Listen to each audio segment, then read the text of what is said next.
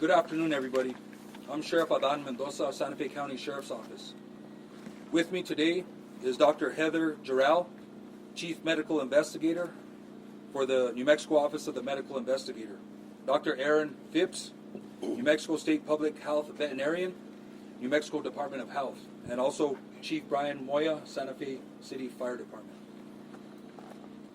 This investigation started on February 26th with the discovery of Mr. Hackman and Ms. Arakawa and their dog at the residence.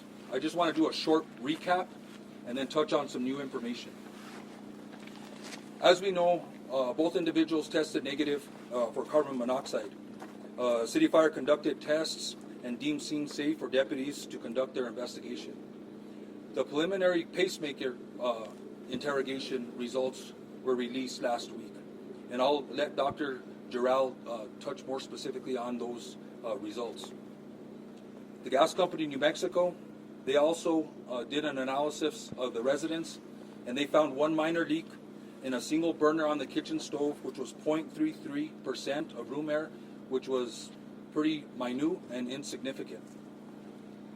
Since that time, Xena, the deceased dog, has been taken for necropsy at the Veterinary Diagnostic Services, and we'll be awaiting those results. Let's speak a little bit in reference to the timeline for Betsy Arakawa. We know from our investigation that on February 9th, 2025, she picked up Xena from Gruta Veterinary Hospital. There was a procedure that was done with the dog, which may explain why the dog was in a crate at the residence.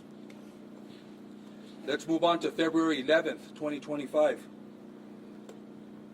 Mrs. Arakawa had an email conversation with her massage therapist at about 11:21 a.m. Moving on into the afternoon, Ms. Arakawa was at the Sprouts Farmers Market between 3:30 and 4:15 p.m. Ms. Arakawa was seen on surveillance video at the CVS Pharmacy in Santa Fe from 4:12 to 4:20 p.m. She then stopped at a local pet food store at about 4:54 p.m. Her car was seen on surveillance, and the remote control clicker that is assigned to her and her vehicle was used to enter the subdivision to gain access to the gated community at 5:15 p.m. Numerous emails were unopened on her computer on February 11th. There was no additional outgoing communication from her or known activity after February 11th, 2025. The cell phone information and the cell phone data is pending. We're working with state police to get the information from those phones, but our investigation shows that all the last known communication and activity from Ms. Arakawa was on February 11th. I'm going to go ahead and turn over the podium to Dr. Jarrell. I would ask that everybody refrain from asking questions until everybody has provided their statements. I'll step up to the podium, and then we'll go ahead and field questions from the media. Thank you.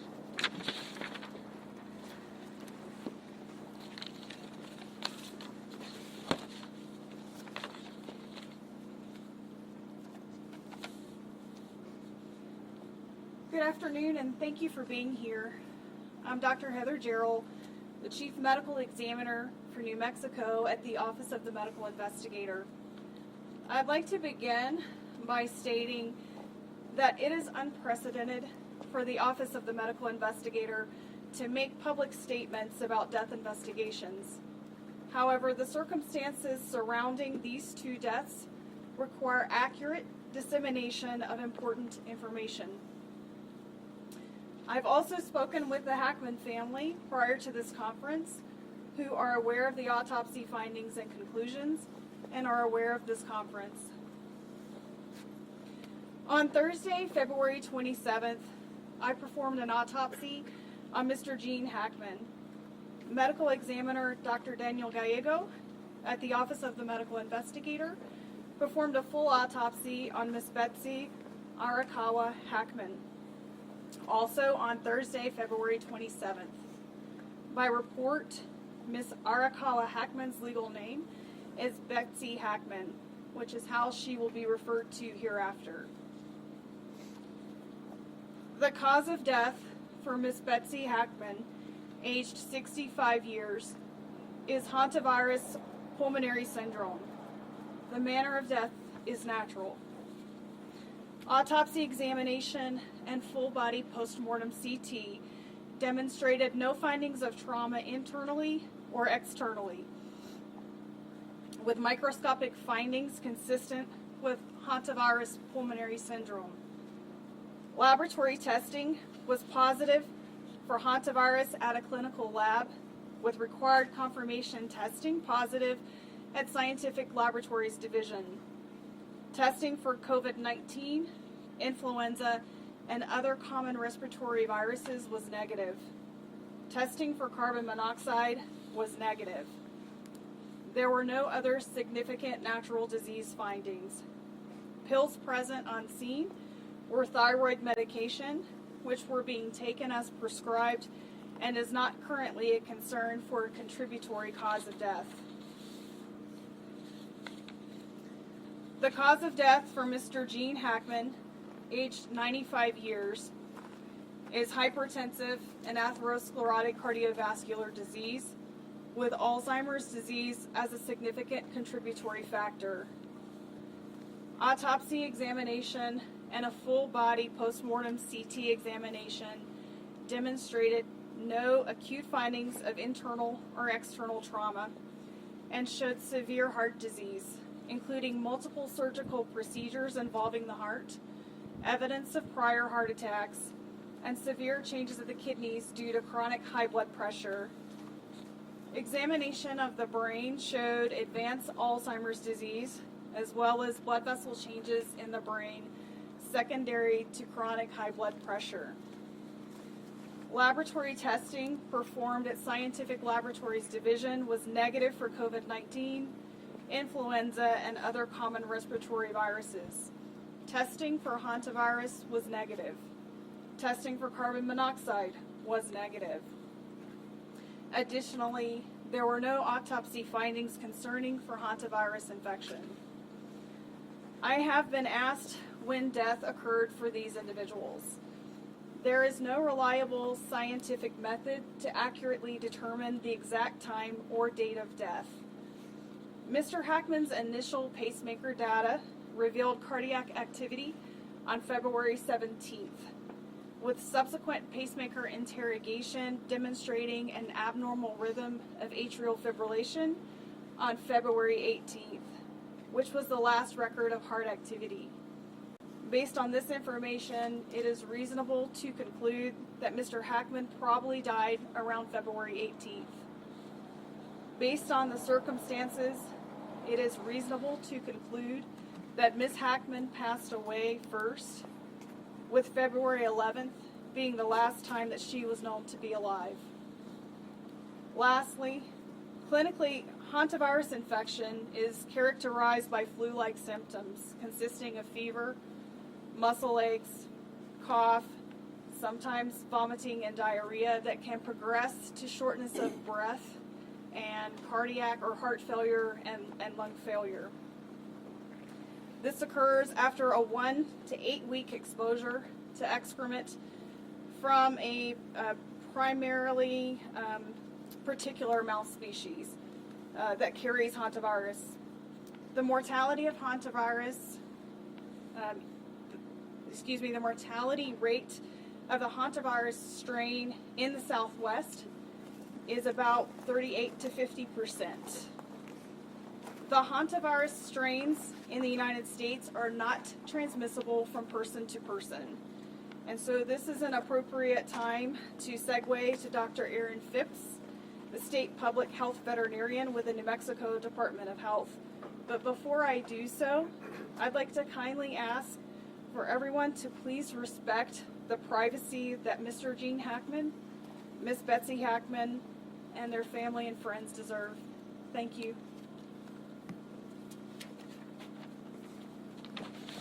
Thank you, Dr. Gerald. I will now provide additional information about hantaviruses in New Mexico.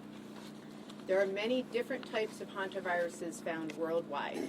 These viruses are zoonotic, meaning they are transmitted from animals to humans. Hantaviruses are carried by rodents. The hantavirus found in New Mexico, the sin nombre virus, is found throughout the state, primarily in deer mice, but in other rodents as well. Hantavirus pulmonary syndrome is a rare disease caused by hantaviruses, but a small number of human infections are found every year in New Mexico. Over the past 5 years, New Mexico has confirmed between 1 and 7 hantavirus infections in humans each year. Through the end of 2024, we have identified 136 infections over the past 50 years in New Mexico residents, 5 of these in Santa Fe County. This is a serious disease. 42% of these infections here in New Mexico were fatal. Most transmission occurs around the patient's residence or workplace, and the New Mexico Department of Health typically conducts an environmental investigation at the residence of all hantavirus cases in our jurisdiction. This can help identify specific areas that may pose higher risk, providing insight into where transmission may have occurred and how to prevent future infections.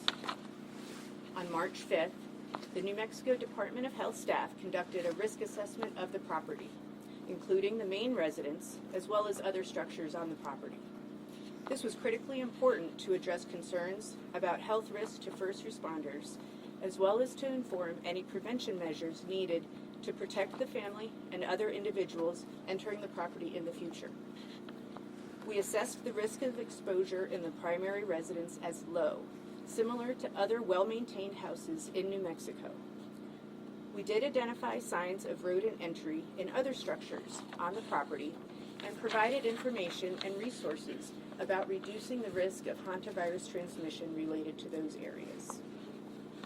Hantavirus can be transmitted to people through rodent urine, droppings, or saliva, so it is important to take special steps when cleaning up after rodents.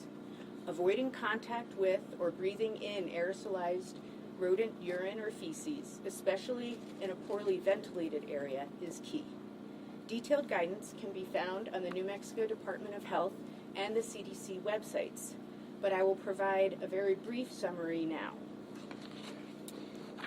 It is important to use gloves and a well-fitting N95 mask when around or cleaning rodent-infested areas, and to open any windows or doors for at least 30 minutes beforehand to increase ventilation. Spray the area thoroughly with a 10% bleach solution or a commercial disinfectant. Let it sit for 5 minutes.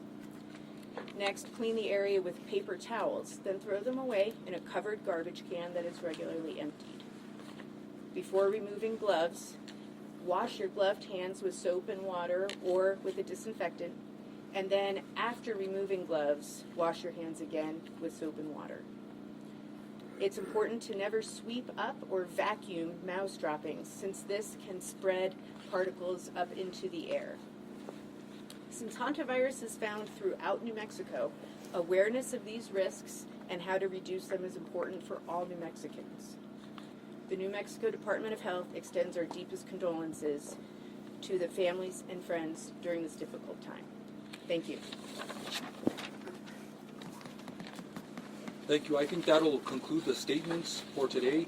We will go ahead and take questions. I ask that there be one question per agency, and please state who you're directing the question to, as there's several individuals here at this conference. Sheriff, just to clarify the timeline here, does this mean Gene Hackman was likely home with his deceased wife for a week before he passed away himself?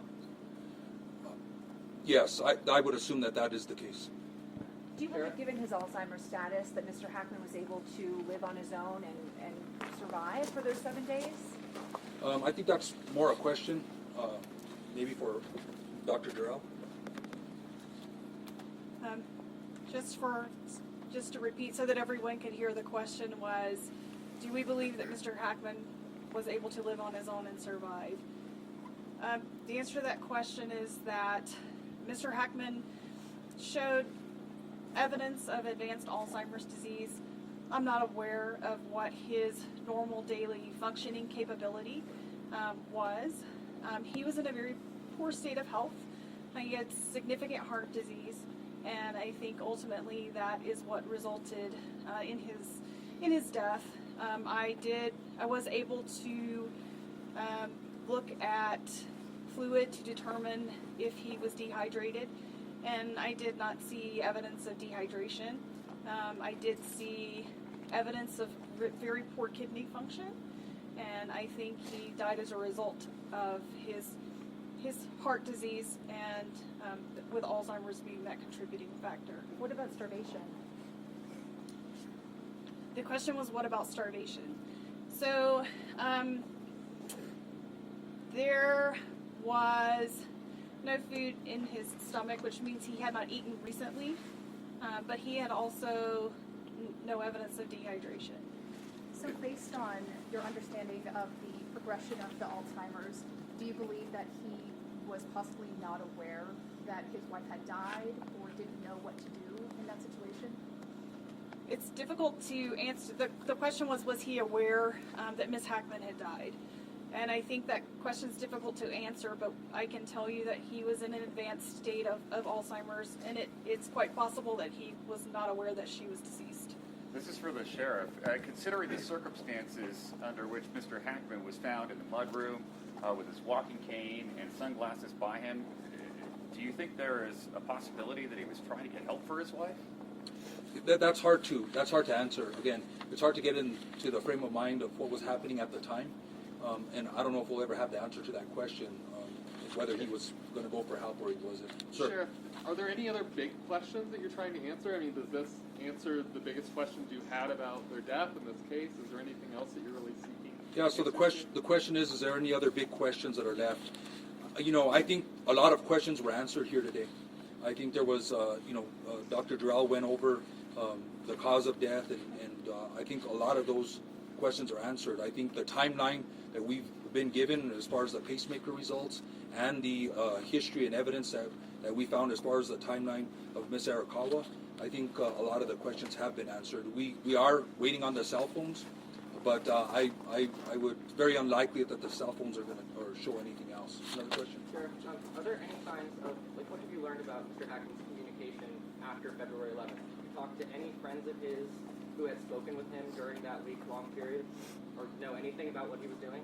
So the question is whether there was any communication from Mr. Hackman or activity, and no, at this point, no. I don't know if he used cell phones or technology or emails. There's no indication of that. So right now there is no activity from Mr. Hackman. Sheriff, do you know if his pacemaker was connected to some sort of monitoring service? Was anyone tipped off that something was wrong? The question was his pacemaker connected to a monitoring service? The answer to that is that one of his physicians had contacted me and told me that they could see the data from the 17th, but that to really get the most information from that would come from the interrogation of the pacemaker. And that's as much as I can answer, not being a cardiologist. They didn't say whether or not they were monitoring, or was his pacemaker being tweaked to send back data in the exact time so that someone could say, hey, something's not right? I can't answer that question, I'm sorry. Question for you, Dr. Durrell. Sir. Was there any footage that came from the body cam from the house? I'm sorry, what was Was there any footage or anything that you could see from body cam footage from the house? Any Are you talking about the body cams that the investigator, the responding personnel were wearing? Video? Is there any video? No. There was no outside surveillance or interior surveillance that we are aware of in the residence. So there was nothing to show the activity inside or outside the residence, and not at this time, no. Dr. Durrell, you mentioned that one of the symptoms of Hantavirus is shortness of breath. We learned before that Betsy Hackman was laying on the floor when she was found. What kind of medical episode would she have had to cause her to fall and then not be able to ask for help?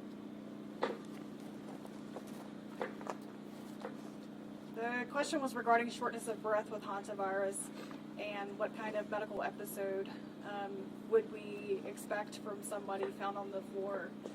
And I think to be able to answer that question fairly, it can go back to hantavirus infection, which initiates with what's called a prodromal phase.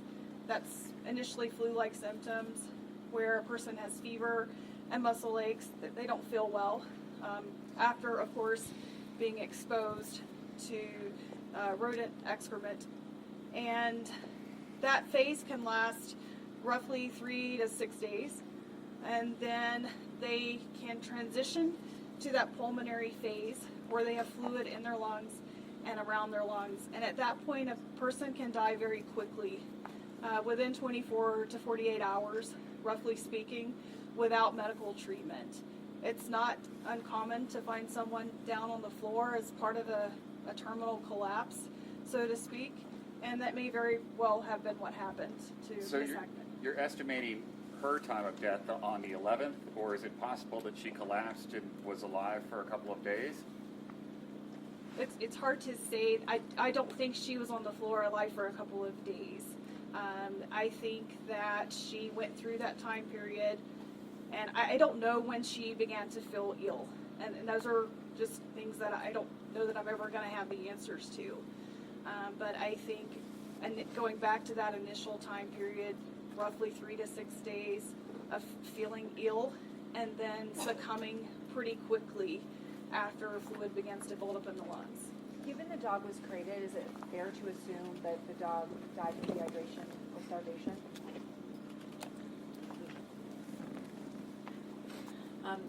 I don't think we know the answer to that. However, given the timelines presented, it is a possibility. Is it possible the dog had the hantavirus? Dogs do not get sick from hantavirus. Sir.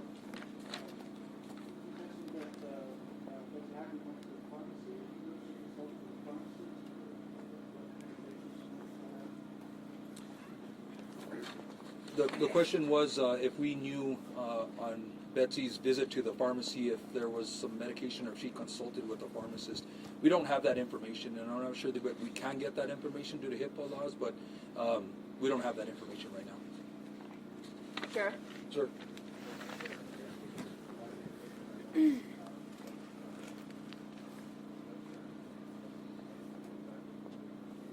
At this point, there's no indication that there was a caretaker at the home. Sheriff, with the footage that you saw of Betsy on February 11th, was there any indication that she was feeling shortness of breath or having trouble moving around while she was running these errands? You know, we can analyze the video a little more, but it's going to be hard to tell. She was walking around, she was shopping, she was visiting stores, but my detectives didn't indicate that there was any problem with her or struggle of her getting around. So, and I believe she had a mask on also, so I'll have to confirm that, but yeah, there wasn't any indication of that. Sasha? Sheriff, this might be for you or Chief Moya, I don't know who could better answer it, but when was the last time you guys dealt with a hantavirus case in Santa Fe County, or responded to one? Yeah, the question was last time the city of Santa Fe or the county dealt with a hantavirus case. I think we're going to have to look into that. I'll get back to you. I would have to do some data before we get that. Have you had any communication with the CDC? Is there a concern about a bigger public health issue here when it comes to hantavirus? The CDC is aware of this case. Hantavirus is a notifiable condition nationally. All hantavirus cases are notified to them. This is not an unusual case. We get cases every year, unfortunately. So we're not seeing any indications of any abnormal or unusual patterns. Dr. Darrell? We'll go ahead and take 2 more questions, and then we'll wrap this up. Is there anybody that hasn't asked a question yet? Sir. Do we know, did Betsy indicate to anyone family friends that she's feeling ill, or she's aware? Again, we're going through some of the communications, and I think the cell phones may have some indications of that prior to the 11th. But as of this moment, I don't have any information that she was indicating that she was feeling ill during any communication. One more question? Since there's no sense that this is criminal in nature, are you closing this investigation? Are you still going to be releasing body camera footage from the deputies that entered the house? What happens next? So we will deal with IPRA requests as necessary. If there's body camera or any request for public information, we will be releasing that because of the law. But yeah, we consider this an open investigation until we close the loopholes of the cell phones, until we finish out the necropsy results of the canine and other loose ends that we need to tie up. But I think we're pretty close to the timeline and with the information that Dr. Jarrell provided. One question on the heart disease. Is it fair to describe this as a heart attack, or is that not an accurate term for the heart disease that he suffered? The question was, is it fair to conclude that Mr. Hackman died from a heart attack? And the answer to that is that it's a little bit difficult to say. I saw no microscopic evidence of a recent heart attack. However, those changes can also take some time to develop, several hours to develop, so that I can see it under the microscope. He could have had an abnormal heart rhythm. We already know that he was in atrial fibrillation on the 18th, and that could have evolved into a more terminal heart rhythm. Is heart failure an okay way to describe it, if we use that terminology? The question was, did Mr. Hackman have heart failure? Oftentimes we see fluid around the lungs and heart failure, congestion of the liver. I did not see that in his case, but he had very poor heart, or very extensive heart disease. And so he would have been predisposed to abnormal heart rhythms, and hence he had a pacemaker as well. Thank you, everybody. That'll conclude the press conference for today. Thank you, everybody.